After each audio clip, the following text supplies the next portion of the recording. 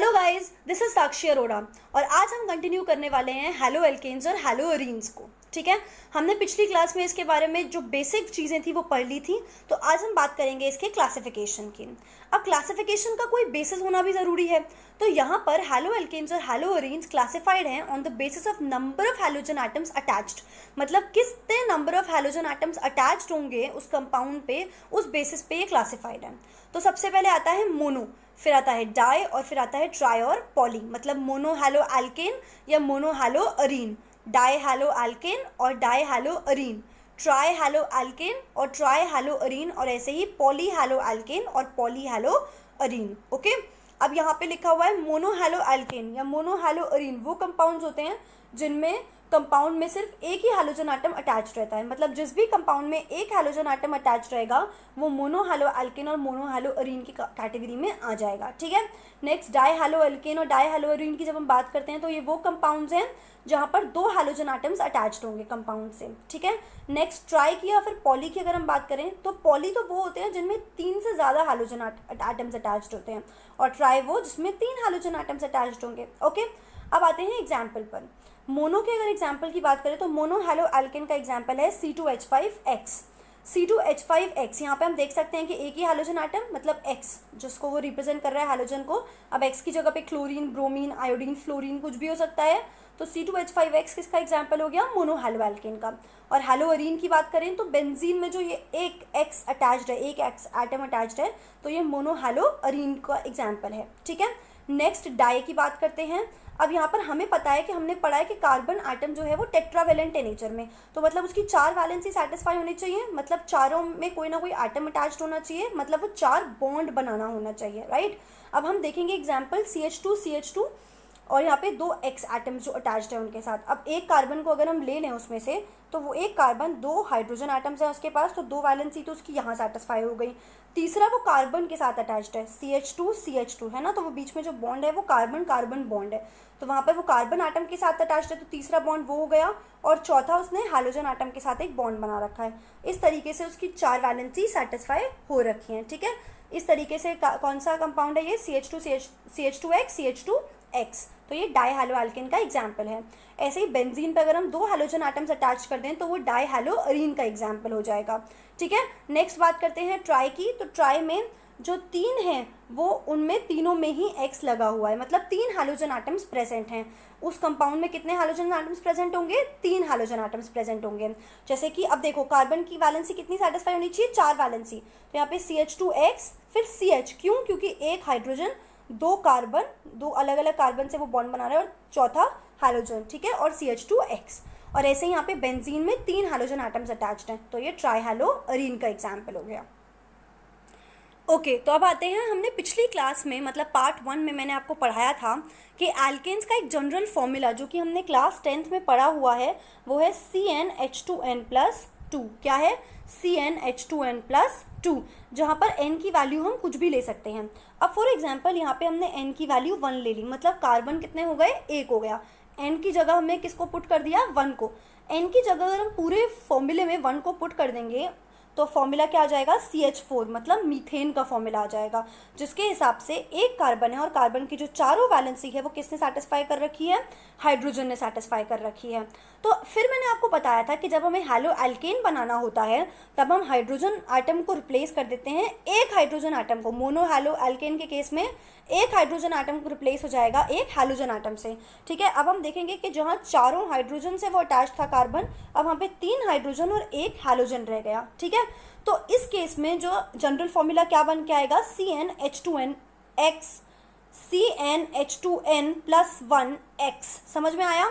एक hydrogen atom चला गया तो +2 की जगह +1 हो गया यहाँ पर, और एक हैलोजन आटम अटैच्ड हो गया, इसलिए X आ गया जनरल फॉर्मूले में। तो कहने का मतलब ये है कि जैसे एल्केन्स की जो होमोलोगस सीरीज है उसका जनरल फॉर्मूला CnH2n+2 होता है, वैसे ही मोनो हैलो एल्केन्स, रिमेंबर जो मोनो हैलो एल्केन्स हैं उनकी वो जो होमोलोगस सीरीज होगी उसका जनरल फॉर्मूला CnH2n+1x होगा। समझ में आ गई बात? अब यहाँ पर हम जो मोनो हैलो एल्केन्स थे हमारे, जिनका जनरल फॉर्मूला CnH2n+1x था, उसको हम फर्दर क्लासीफाई कर रहे हैं प्राइमरी, सेकेंडरी और टर्शरी में। अब ये किस बेसिस पे क्लासिफाइड है? ये इस बेसिस पे क्लासिफाइड है कि जो वो सिंगल हैलोजन एटम है वो कैसे कार्बन से अटैच्ड है। कैसे कार्बन से मतलब क्या वो primary that is 1 degree carbon से अटैच्ड है, या सेकेंडरी 2 डिग्री कार्बन से अटैच्ड है, या फिर टर्शरी मतलब 3 डिग्री कार्बन से अटैच्ड है। अब ये सारे कार्बन कौन से होते हैं उसके बारे में बात करेंगे, ठीक है। अब जैसे कि मानो एक कार्बन है जिसमें बाकी 3 तो हाइड्रोजन है और एक हैलोजन एटम है, वो 1 डिग्री यानी कि प्राइमरी कार्बन हो गया, ठीक है। या तो ऐसा कार्बन प्राइमरी कार्बन होगा, या फिर जो दूसरा एग्जाम्पल यहाँ पे लिखा हुआ है CH3 CH2 और CH2X, मतलब एक ऐसा कार्बन या तो जिसके बाकी के 3 हाइड्रोजन एटम्स हैं और एक हैलोजन एटम है, वो प्राइमरी कार्बन हो गया। मतलब एक भी दूसरे और कार्बन एटम से वो अटैच नहीं है, सिंगल कार्बन है, ठीक है। और बाकी दूसरे एटम्स हैं जिनसे वो अटैच्ड है। या फिर एक ऐसा कार्बन जो सिर्फ और एक और कार्बन से अटैच्ड है। मतलब समझ में आ रहा है? मतलब इस केस में वो जो कार्बन जो प्राइमरी कार्बन है जो 1 डिग्री कार्बन है वो 2 हाइड्रोजन एटम्स, एक हैलोजन एटम और एक और दूसरे कार्बन से अटैच्ड है। 4 बॉन्ड जो वो बना रहा है, ठीक है। उसमें से एक बॉन्ड और वो दूसरे कार्बन से बना रहा है, या फिर प्राइमरी कार्बन वो होगा जो एक भी बॉन्ड दूसरे कार्बन से नहीं बना रहा है, ठीक है। अब सेकेंडरी कार्बन की बात करते हैं। सेकेंडरी कार्बन वो कार्बन होता है जिसके 2 बॉन्ड्स 2 अलग अलग कार्बन एटम से अटैच्ड होते हैं। अब इस केस में अगर आप ध्यान से देखेंगे तो यहाँ पे क्या है, CH3 CH2 CHX और CH3। यहाँ पे मैंने H लिखना भूल गई थी, यहाँ पे CH आएगा, CHX CH3। मतलब इसके बाकी के एक तो ये वाला बॉन्ड और एक ये वाला बॉन्ड 2 अलग अलग कार्बन से अटैच्ड हैं, 2 अलग अलग कार्बन एटम से अटैच्ड हैं एक इस कार्बन से। तो ये जो वाला कार्बन हो गया जिससे हैलोजन एटम अटैच्ड है वो 2 डिग्री कार्बन हो गया।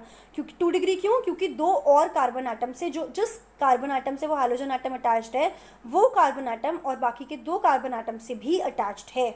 अब टर्शरी की बात करें तो टर्शरी के केस में मतलब 3 डिग्री के केस में वो कार्बन एटम जिससे हैलोजन एटम अटैच्ड है वो और बाकी 3 कार्बन एटम से ही अटैच्ड है, उसमें एक भी और हाइड्रोजन एटम नहीं है, ठीक है। अब इसको हम ऐसे भी लिख सकते हैं कि प्राइमरी के केस में यानी कि 1 डिग्री के केस में 3 हाइड्रोजन और 1 हैलोजन हो गया, या फिर 2 हाइड्रोजन 1 हैलोजन और 1 कार्बन हो गया, ठीक है।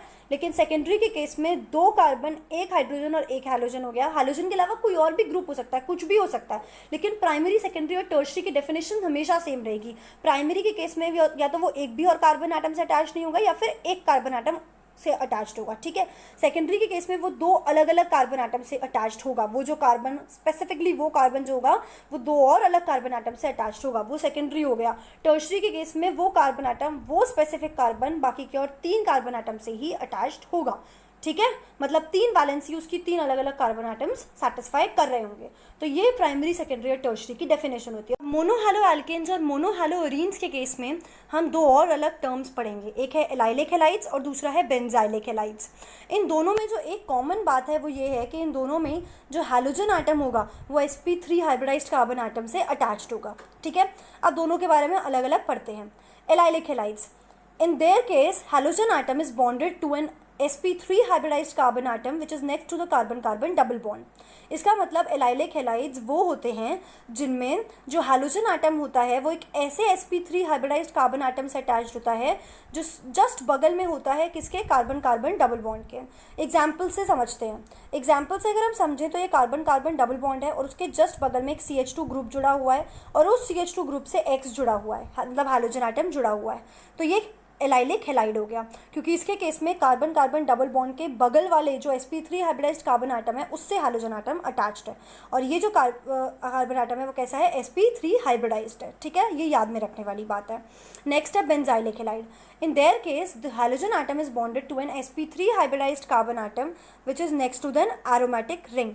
मतलब बेंजाइलिक हैलाइड के केस में जैसे कि बेंजाइलिक, बेंजीन से ये वर्ड आया है तो हम समझ सकते हैं कि एरोमेटिक कंपाउंड्स के बारे में बात होगी। तो इसके केस में जो एरोमेटिक कंपाउंड जैसे कि बेंजीन के बगल में अगर कोई CH2 ग्रुप जुड़ा है, CH2 ग्रुप यानी कि कोई भी एक sp3 हाइब्रिडाइज्ड कार्बन एटम अगर उस बेंजीन रिंग से जुड़ा हुआ है, वो CH2 नहीं वो टर्शरी कार्बन में भी आ सकता है, तो वो कोई भी एक sp3 हाइब्रिडाइज्ड कार्बन एटम अगर उससे जुड़ा हुआ है तो वहाँ पे अगर कोई हैलोजन एटम अटैच्ड है तो वो कौन सा हो जाएगा, बेंजाइलिक हैलाइड हो जाएगा। मतलब दोनों के ही केस में अगर आप लोग ध्यान से देखेंगे तो आपको समझ आएगा कि दोनों के केस में जो डबल बॉन्ड के बगल वाला कार्बन है उससे ही हैलोजन एटम अटैच्ड है, ठीक है। तो ये हो गए एलाइलिक हैलाइड और बेंजाइलिक हैलाइड। अब मोनो हैलो एल्केन्स और मोनो हैलो अरीन्स के केस में जो दो टर्म्स और जुड़ते हैं वो है विनाइलिक हैलाइड्स और एराइल हैलाइड्स। लेकिन इन दोनों में जो कॉमन बात ये है कि इस केस में जो हैलोजन एटम होगा वो एक sp2 हाइब्रिडाइज्ड कार्बन एटम से अटैच्ड होगा। तो अब इन दोनों की अलग अलग बात करते हैं। विनाइलिक हैलाइड पर आते हैं। विनाइलिक हैलाइड के केस में the halogen atom will be bonded to an sp2 hybridised carbon atom of a carbon carbon double bond. मतलब कार्बन कार्बन डबल बॉन्ड जो होगा उसी में से किसी एक कार्बन पर जो हैलोजन एटम है वो अटैच्ड होगा, क्योंकि वो जो एक कार्बन होगा, कोई भी कार्बन ले लो इन कार्बन कार्बन डबल बॉन्ड का, वो दोनों कार्बन कैसे हाइब्रिडाइज्ड होंगे, sp2 हाइब्रिडाइज्ड होंगे। ठीक है, तो अगर इनमें से किसी एक कार्बन पर हैलोजन एटम अटैच्ड होता है तो वो कौन से हैलाइड हो जाते हैं, विनाइलिक हैलाइड हो जाते हैं।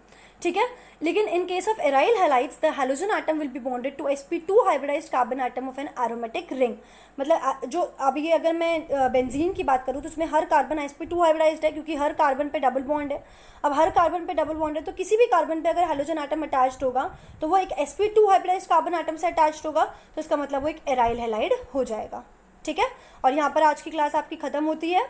और अगर आपको लंबी वीडियोस चाहिए हैं तो आप कमेंट करके बता सकते हैं, तो आपके लिए अगली बार से लंबी वीडियोस लाई जाएंगी।